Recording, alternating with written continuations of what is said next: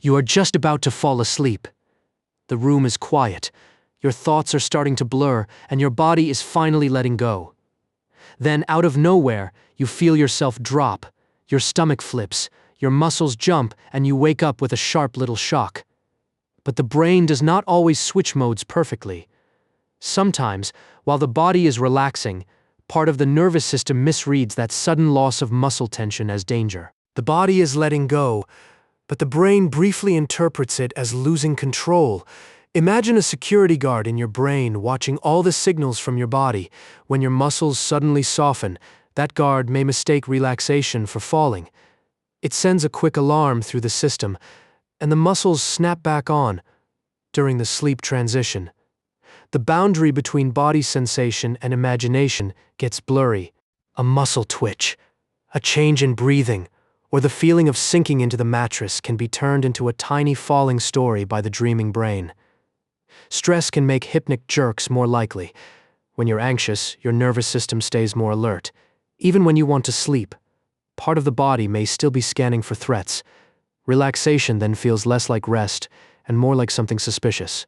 The strange part is that being extremely tired can sometimes make it worse.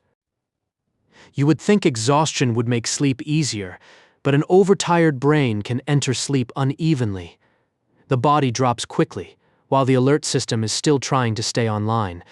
The psychology is important because the sensation is not only mechanical. Your mind is always interpreting what the body feels. A racing heart can be excitement or fear depending on the story around it. A sinking feeling in bed can become comfort or falling depending on how the brain labels it. This is why the falling feeling can happen even when you are lying completely still. The body does not need to actually move very much. It only needs to send a signal that the brain can misread. A tiny shift in muscle tone can become a dramatic drop in the half-dreaming mind. Hypnic jerks are different from nightmares.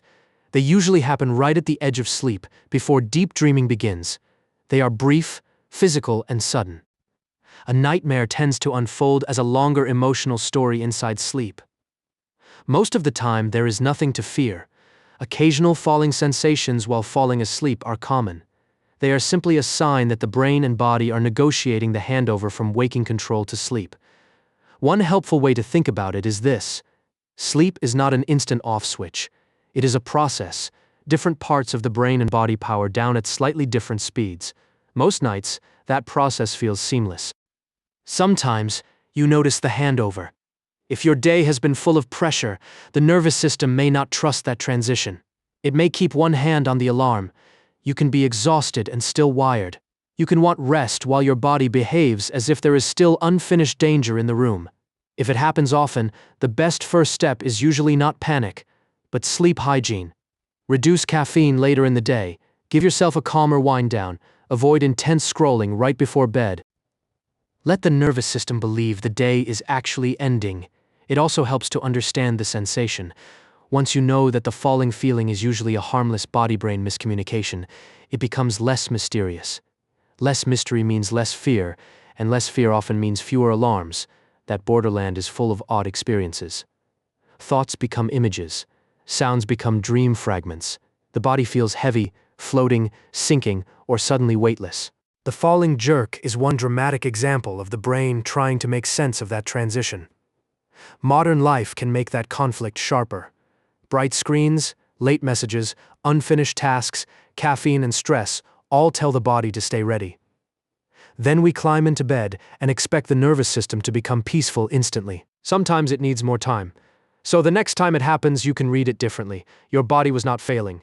Your brain was not predicting disaster. You were simply crossing the bridge into sleep, and for 1 second, the alarm system mistook relaxation for a fall. This is called a hypnic jerk, or a sleep start. It is one of those strange body experiences that feels dramatic in the moment, but is usually completely normal. Many people experience it, especially during the transition from being awake into the first stage of sleep. The reason it feels like falling is partly because of timing. As you drift into sleep, your muscles begin to relax. Your breathing slows, your heart rate changes. Your brain starts moving away from the alert systems that keep you ready for the world. That snap is the jerk. It is not usually a problem with your bed, your balance, or your dreams. It is your body catching itself during a moment when the brain is half awake and half asleep. There is also a psychological side. The mind does not like the feeling of losing control. Falling is one of the body's oldest danger signals. Even the suggestion of falling can trigger a fast protective response before conscious thought catches up. This is why the experience can feel visual, even when nothing really happened. Some people see a step disappear, a pavement drop, a cliff edge, or a sudden empty space. The brain is building a quick explanation for a body signal. Caffeine can also play a role. So can lack of sleep, irregular sleep schedules, intense exercise late at night, and mental overload. These things can keep the nervous system activated, making the transition into sleep less smooth.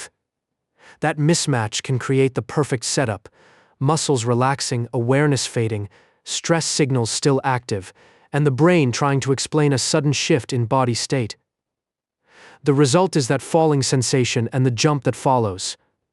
At the edge of sleep, those labels become less stable.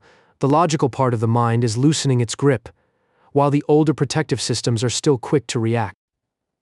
That creates a strange mix: less rational checking, but still enough alarm to jolt the body awake. The brain is also built to protect posture and balance. When you are awake, it constantly checks where your body is in space.